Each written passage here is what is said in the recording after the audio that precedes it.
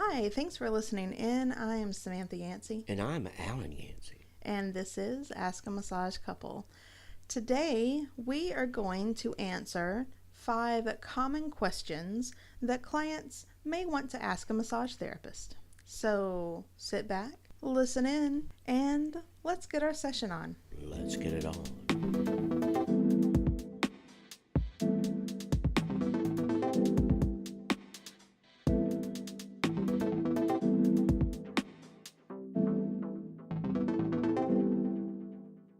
Oh my goodness, we have issues. Oh my God, we got issues. Do you like the smell? I'm really liking the tangerine. Yeah, it makes me feel like I drinks. have like a orange peel Yes. on my beard. Tangerine. Exactly. Yes. The tangerine and the ginger together is really nice. I'm digging it. Oh yeah, it's nice. Yeah. So both of these are supposed to wake us up. I'm awake. Yeah. Well, we're definitely more, Alan. We're definitely more awake now. Alan. Awake compared to what? Compared to when we were setting up this jazz. Yeah. Yeah. Yeah. I guess. You guys. Well, I'm kind of excited for this next week. I've got a new group. A new group of what? Students starting spa. Oh. So I sent them out their, like all of their stuff that they need. Yeah. And their first week's slideshows this morning. Sam, one of the first things that they need is our podcast. Right. Did you put that out there with them too? Did you give them a card? No, I did not. Damn it. I haven't even seen them yet. You know what? This should be part of your core curriculum. Well, there's a little bit of, I'm not quite sure what Extra credit. What is appropriate, because like if I was selling something, I definitely would not go in and say, hey y'all, I'm selling this, blah blah blah, but I'm not quite sure how it works for the podcast. Well, Sam, since I'm making a lot of money on this podcast, I think that I don't think it'd be a monetary conflict. Yeah, let's just get something straight. We're not making any money whatsoever. We're not? No. Well, no. Why I mean, if anything, it's costing us money to do this podcast. What? No. Why are we doing this? To help people. Oh, yeah. To build a bridge of community among massage therapists and education. Bridge building And whatnot. We're here as a community service. Kind of. Yeah. I mean, it costs us to actually put our content out there. Yes. And then plus, the hours that I spend. Oh, the countless hours and energy that we put in this podcast can never be repaid by monetary value. Okay. You know what? Should we get paid anyway? I mean, yeah, we could be paid. Yeah. I mean, there's actually a site that we can sign up for where our listeners can support us. So, like, if all 3 of our listeners Yes.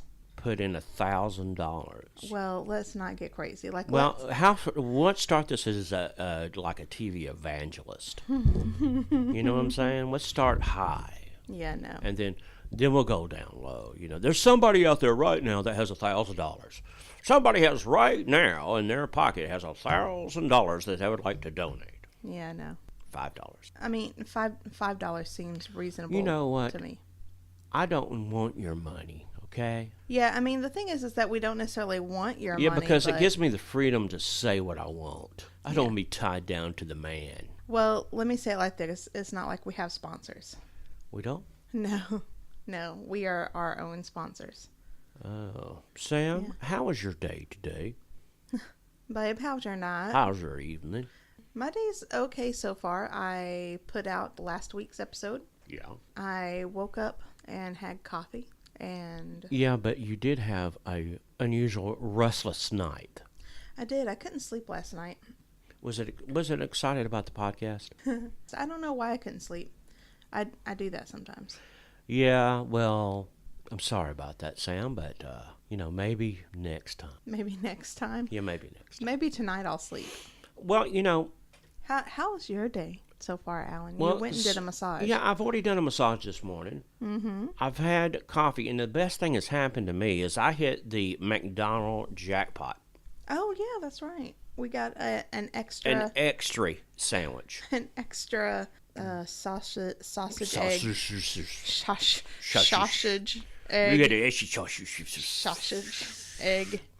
Yeah, biscuit. we happened to hit the McDonald lottery this time and actually got more than what we ordered. Yeah, and But usually it's the other way around. yeah, usually it's they didn't put blah blah blah in here. Usually it's, damn it. I said no onions. But now somebody else is minus a biscuit. So, it's kind of like, is it my gain or somebody else's loss? But you know what? Our McDonald's is really good with breakfast. That's about the only thing they're good at. Yeah, everything else they suck. Their breakfast crew are rocking. Yeah, if you get there after 11, you're in trouble. Yeah, that's true.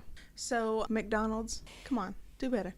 Well, they're doing better in the morning, Sam. They gave me an extra sandwich. I mean, what else do you want? I want them to be good at lunch and dinner as well. Okay, well, they're putting a lot of pressure on these teenagers here. I know. These, what do you call these? These are not millennials. What do you call these people? How old are they? What, 16, 17, 18-year-old people? Yeah, I think they're still millennials. Oh, really? Yeah. Okay. Until they come up with something else to call them. All right. I don't know. I don't know either, Sam. I'm not into this pop culture. Pop culture. Everybody's talking about pop culture. Diddle-diddle-doo-dah. All right. So, do you want to go ahead and get into the questions? What's the questions? Are we having questions today? We've got 5 questions. All right. Yeah. Now, these are 5 questions. Okay. That, Do they have to do with massage? well, yeah, of course. That's what our podcast is about. All right. So, 5 questions that clients would like to ask their So massage if I was a therapist. client and I said, I feel kind of awkward about asking this question, but, Yeah. not awkward, just saying, hey, just things that you may need to know. Well, there's a couple of them that I can understand why they probably would not want to ask their massage therapist, but just ask a Okay, massage therapist. do you want to? Well, I'm going to give you a couple that we threw out. Okay. Okay, what if I poot or break a wind during massage? What should I do? You should say, excuse me, like a normal human being, Yeah. and that's it. Okay, here's another one we threw out. This is another question that we did not take. Yeah. What about erections, Sam? Why in the world did you bring up that one? Well, Because that one actually has some legitimacy to talk about. it's not in your 5, is it? It's not in my 5, no. Well, that's the one we put out. It's not part of our 5. Well, it's not part of our 5, but it does need to be discussed. Okay, well. Sure. I mean, it's okay to have the question. It's okay to have an erection, too. Yeah, I mean, here's the thing with erections. If your intent is to not have an erection and just have a nice relaxing massage or just a nice massage, then it has more to do with your blood pressure. You, as a client, go through various states of high blood pressure and low blood pressure, drops and peaks. And during the high blood pressure stage, sometimes blood flow goes to your penis and causes it to have a minor erection. Minor? Well, usually it's not like, Raging? yeah, I hate that. I hate this whole conversation right now. I mean, here's the thing.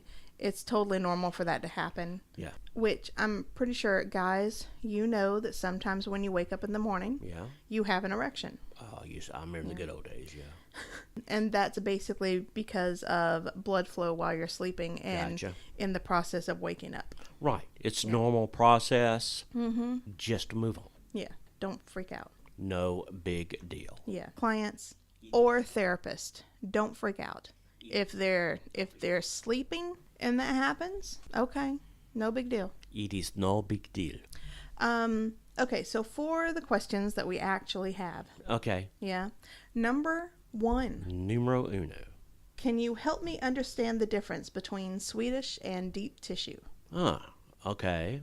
So, first of all, Swedish is a modality, as deep tissue is a separate modality. 2 different modalities here. 2 different modalities, but they mimic each other in the fact that some of Swedish effleurage is gliding and some of deep tissue is gliding. Here's the thing about deep tissue.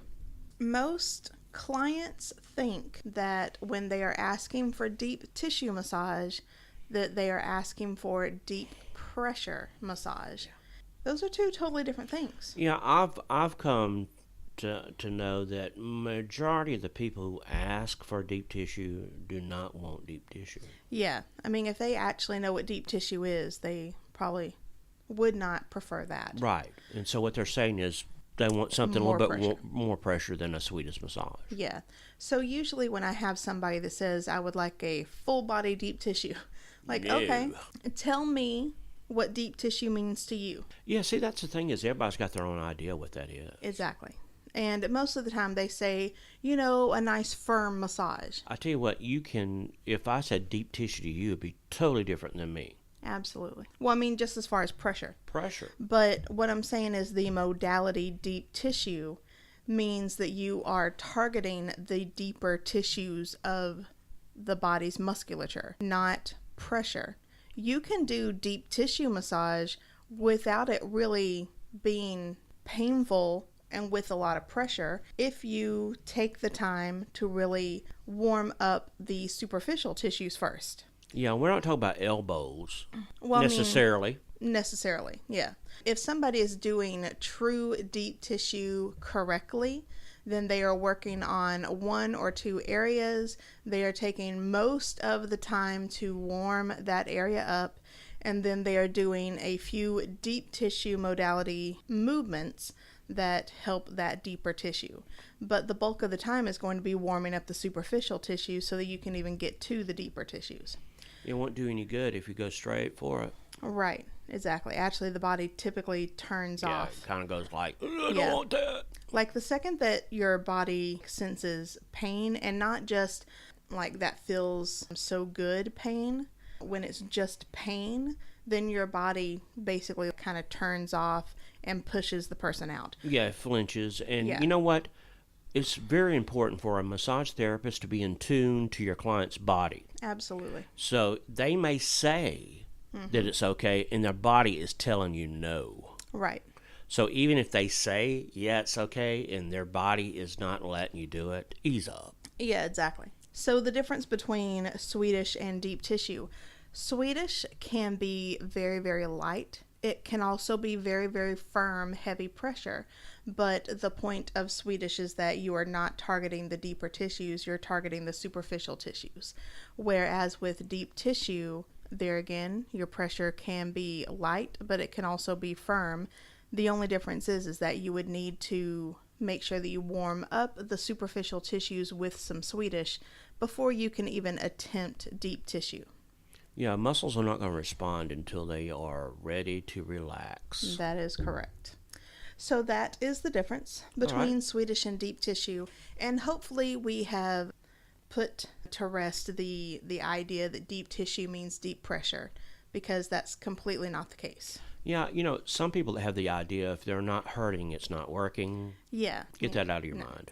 Well, and that also goes to our next question. Yeah.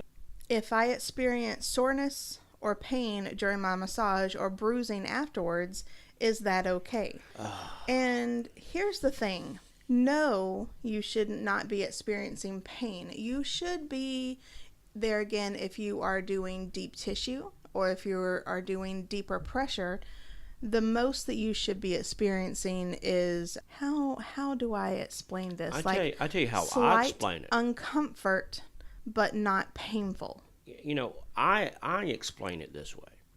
Now, I'll go and tell the client that this may be uncomfortable, but if it becomes painful, you do not need it. Right.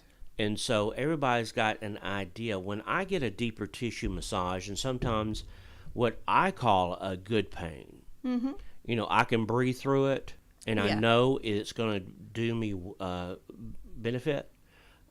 I may feel some uncomfortableness, but I am not going to let my legs shoot up in the air and want to get off the table. Well, and you touched on something very important. If you can breathe through it, then we're good. But if it's painful to the point of you are no longer breathing, then your body seizes up. No. Yeah, it's not good for your body. Make sure that you're communicating with your therapist. At what point does it become just painful as opposed to it hurts so good? Well, the old 1 to 10. Yeah, the 0 to 10 pain scale, and the client should be somewhere between 6 to 8. If they go over 8 of that pain is just painful and not good pain, then you're too much. It goes back to each individual is different. Mm-hmm. We're going to go in there with our own level of pain thresholds. Yeah. And so we're going to have to tell the therapist, stop it. What I always tell my clients is that if they need to tell me anything during a massage, as far as the pressure, to go ahead and to let me know, because I want them to know that they can tell me at any time if it's too much or not enough, and don't be offended by it. Yeah. Now, sometimes people will ask me to do more than I know that's good for them, and that's where you have to say, I don't know if this is the right way to work on this. Yeah, I mean, it's like you said before, there are clients that think that pain is what they're supposed to be feeling, and that's just not the case. That's actually when you have things like bruising. And let's think about what a bruise is. Broken blood vessels up underneath the skin that is now showing visible signs of trauma. So if you think about it like that, your body has experienced trauma, which means one of two things. Either the therapist put way too much pressure on that area and traumatized it, or they did not relax the superficial tissues enough. And also, you have to know some of the medical backgrounds. Some people, they're diabetic bruise easy. Yeah. The elderly bruise easier. Mm-hmm. Somebody with a vitamin K deficiency. Yeah, and so, there might be other things out there that you need to know. Yeah. Because, you might not want to do a deeper pressure because you will bruise them, and nobody wants to be bruised up for the whole day. That's not therapeutic to me. Yeah, if you think about bruise equals trauma, then we don't want to traumatize our clients. No, in any way. In any way, yeah. And if you find out that, let's say that your client comes back to you, therapist, and says, you know what, the last time gave me a bruise. Oh my goodness, I'm so sorry. Let's go a little bit softer on that area next time. Sam, I was working on an elderly client when I first started, and I was working on her arms. I bruised that poor lady, arms up and down her arms. Aww. And, and I knew right then that you've got to treat every individually differently. You have to have common sense on what you're doing. Mm-hmm. Absolutely. And strangely enough, the common sense falls right into our number 3. Oh, number 3. Yeah. Number 3 is, can massage make my injury worse? Sure it can. Well, yeah, of course. And there again, let's think about what an injury is to the body. It's trauma. Should we cause more trauma? Absolutely not. Sometimes it is a borderline, and that is sometimes when I'm working on somebody, and there is a borderline where you do not want to do more, because my goal is to do no harm. Mine is to... it should be everybody's. Yeah, do no harm. And so my job is to make things better, not worse. Right. So if it means me to be a lighter touch, or might even tell that person, I may not be able to work on this today because it's not in a way that I can work on it without making it worse. Yeah. At my school, we have a whole module, specifically based on orthopedic testing. And orthopedic testing is basically if you have a pain in, let's say, your shoulder. You take that shoulder through all of the different range of motions, active and passive, and see which one recreates that pain. And that will typically let you know if it is coming from inert tissue or if it's coming from contractile tissue. So obviously if it's coming from contractile tissue, muscle or tendon, then that's something that we can work on. If it's coming from inert tissue, so like the joint capsule, the nerves themselves, ligaments, that kind of thing, then we really can't do too much. We can massage the area and kind of pacify it a little bit, take some of the pressure off of the muscles that are involved. But if you have, let's say, a glenoid labrum tear, and we get in there on your shoulder and do some deep tissue and that kind of thing, it's not really going to get to that tear to mess it up unless we put you through like some insane range of motion stretching and that kind of thing. But if you have, say, a tear on your muscle, we don't need to massage that muscle until it is at the point of healing. And sometimes that can be up to like 2 weeks after you've torn it. Yeah, there's sometimes when you say, I can't help you. Yeah, there's sometimes that you just have to say, let's throw some ice on it and work someplace else. And I am truly about making people being realistic about what you can do and what you can't do. Yeah. Clients that come in with arthritis and joint and bone issues, yeah, a lot of time I can make them feel better. Oh, yeah. I mean, if you relax the muscles that's putting pressure on the joints, then yeah, that's going to make them feel better. But in actuality, it took them that long to get to this state. Right. One massage isn't going to do it. No.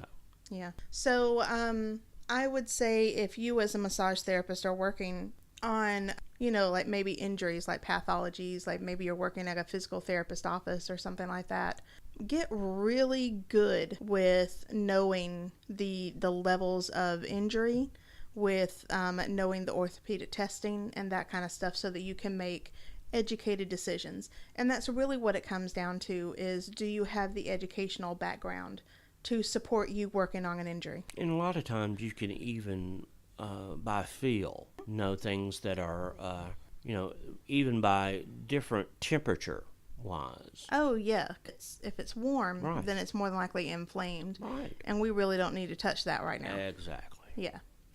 Okay, so our fourth question. We got more? We've got 2 more questions. All right. Yeah. I think I can pay attention. Okay, good. Our fourth question. All right. Is what is a good amount to tip my therapist? Well, Sam. Yeah, Alan. What do you think? Well, I think you should tip them. Yes, you should tip them. Yes. Right. The answer is yes. But the question is how much? A lot of it has to do with your satisfaction with the massage. Yeah. I would say very much like any other industry that you would tip the professional that worked on you, about 20% is about average. And then if you're really satisfied, then that can go up. Right. If you are dissatisfied, then that can go down, or, whatever money that you have to bring to the situation. What sucks is when you just did a killer massage and you walk out to find out that they only left you $1.75 because they rounded up. Yeah, I've gotten change before. Yeah. And doesn't it seem like the people that like rave the most are the ones that don't leave a tip? Yeah, a lot of times when they say you're the best that ever was, they love you, want to take you home, there's the ones that give you the $1.50 tip. Yeah. I mean, and then the ones that don't say anything at all, they're the ones that leave you the $30 tip. Yeah, it's kind of like did they like this or not? I have no idea. I have no idea. Yeah. Yeah. Also, I think being in the profession, I look at the client. I'm not going to expect a large tip for people that I know can't afford it. No, that's the thing about massage. The reason why we got into this industry is not for tips. You know what I mean? But it helps. Well, especially if you're working someplace that pays really crappy like I do. Yeah. Where you're not making really anything on the massage. That's me. Yeah. Then you pretty much have to make decent tips to make ends meet. And see, the thing is, I worked at chiropractors and I worked at spas, and there's definitely a different amount that they do for chiropractor where they think it's part of their medical, procedure. Well, yeah, when I worked at the chiropractor's office, we didn't get tips at all. Right. And I have to say, going from there to the place in Decatur, where I was making that percentage and tips. Yeah. Oh man, that was lovely. Yeah. I never had to worry about gas money. So you have to look at where you're working, look at your clientele. Mm-hmm. But also, as a client getting a massage, that should be figured into the massage. Yeah. You should be going in there saying, I'm giving a tip, and it depends on how well you do it. Right. I just don't think you should give somebody a tip just for showing up. Yeah, no. If you get bad service, do not tip them well. Yeah, exactly. But if you get a good service, make sure that that person is recognized for it, just like you would for a waitress. I was just about to say that for a server. Right, for anybody that's is doing you doing something for you, and they're doing a good job at it. Yeah, server, hairdresser. Trust me, all those. They're not making the money on just commission. They're banking on the fact that they're going to be making decent tips as well to make ends meet. There's sometimes where I make more of my tips than I do the amount on massage. Yes, absolutely. And so, absolutely. If I waited on just the massage money, I'm not going to make ends meet. Yeah. Okay, so look at it that way. If you want your massage therapist to stay in business, if you want them to stay there so that you can continue getting massage from them, tip them. If not, they're going to be moving on to somewhere else where they're going to can get more money. Yeah, that's true. And then the fifth question that we have is, why does my massage therapist keep suggesting that I drink water after? That has changed some. What do you mean? One thing that we were always told that it'll help flush out toxins and things like that. Yeah, the body doesn't really hold on to toxins the way people thought it did. And so we've changed since the beginning because, it helps your muscles recover. Well, there's a couple of different things at play here. Yes, it helps your muscles recover because the muscle, anytime that we work on it, it has like a rush in of blood and interstitial fluid. The interstitial fluid is basically your hydration. And if you are lacking in hydration before the massage gets started, then you're going to be even more lacking in hydration after, because that now massaged muscle has used up the interstitial tissue kind of like around exercising. it. Exactly. Right. So think of it that way. Like anytime there's any form of exertion from the muscle, whether you are actively doing it or you are passively getting massage on the table, you're going to need to replenish your muscles with that fluid. Now, here's the interesting thing. I'll hear something interesting. That is just recently kind of came up. Okay, talking about in the last few minutes? No, within the last few years. All right. That a lot of massage therapists don't know this, especially if they've just been in the industry and not really paying attention to the trends. That's me.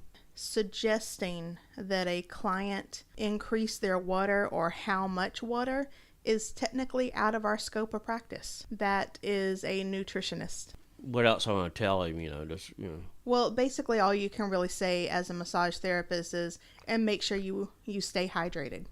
Good luck with that. Yeah. Make sure you stay hydrated. That literally is all you can really say. Right. Yeah. Well, I'm going to tell them that, drink water.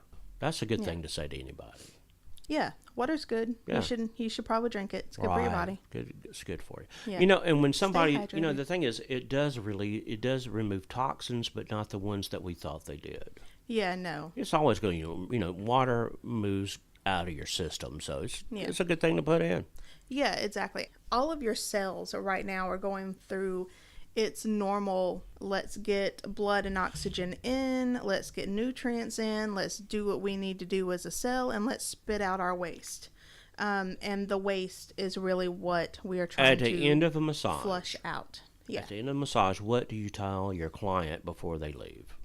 I mean, just on an average client, not, a specialized, but, like you just got through a massage, and you want to give them a couple of tips to do at home, or, what do you tell them? Do you say drink water? Or do you say stay hydrated? I say stay hydrated. Well, my people that I work on, either A, are already a massage therapist, or B, have heard this spiel from me so many times it's ridiculous. And when I have new clients, I'm usually showing them like a stretch or two or that kind of thing afterwards. And then I say, make sure that you stay hydrated today because we did a lot of work with your muscles. Okay. So you do. What do you say? I always say, drink a lot of water today. It helps your muscles recover. Don't be surprised if you are sore in some places. Mm-hmm. And I also tell them to stretch. Yeah, stretch for the, whatever area it is. Sometimes I say hot Epsom salt bath. Mm-hmm. Sometimes you say ice. Ice, baby. Sometimes I say that. And so, it does depend on the clients themselves, but almost everyone I tell them to drink water. Yeah. But they could drink other things too, can they? They can drink other things, but what their body actually needs is water. Yeah, do you think I would definitely recommend water over any kind of sports drink. Absolutely. Sports drinks really are only good when the body is depleted in electrolytes, like the salty bit that's in sports drinks. You need to have salt for your cells to actually take in water. So if your body is completely depleting in electrolytes and salt, then yeah, those are going to be better. And that is severe overexertion. So football players, hikers in the desert, that's what they need. But a regular old massage, regular old water. Yeah. I think the issue comes in with the how much water is a lot of water. And I think the problem with the quote-unquote diagnosing of water from a massage therapist has more to do with people thinking that, oh, you should drink half of your body weight in ounces. And that's not accurate half the time. No, I think So really you just shouldn't give an amount, period. Drink some water. I think every human being is different and everyone needs Absolutely. different levels of water. Did you know that you can actually die from drinking too much water? Sure you can. There was it's called drowning. Yes, but there was a radio station that made contestants, or maybe it was drink like a gallon somebody of water and that worked there, but they were drinking water so much that they ended up dying. And it was basically because their body got depleted of the electrolytes and everything else for the cells to do what they needed to do. So even when they took a breath in, their body was not able to take in the oxygen. So they actually suffocated because of drinking too much water. Yeah, don't do that. Don't do that. Yeah. Don't go in there and drink so much water you can't breathe. Exactly. Yeah, so those are our questions. I would love to hear what you guys have to say about this if you have a different answer, or if you have any other questions for us. We greatly appreciate those. You can write in to us at askamassageCouple@gmail.com. Of course, we are on Facebook, Ask a Massage Couple. You can find us on Twitter, A Massage Couple. And of course, our website is askamassageCouple.libsyn.com. There's a lot of massage couple involved in all this. It really is, yeah. Oh, yeah, and Instagram. I always forget Instagram. Well, honestly, I'm hardly ever on there. Okay. That's about it. Hit us up. Hit us up, shawty. Hit us up.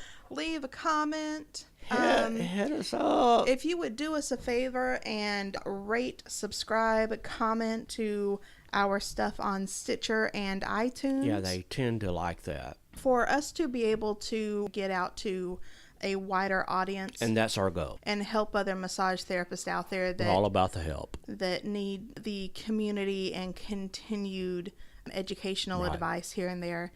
That's our goal with this. Right. Is to, bring the community together and keep us all informed. Yeah, and we're kind of broadening this out to people who are just interested in health. Yeah, absolutely. So, yeah, check us out on iTunes and Stitcher. Rate, comment, review, and yeah, until next time. Love and compassion. Love and compassion, y'all.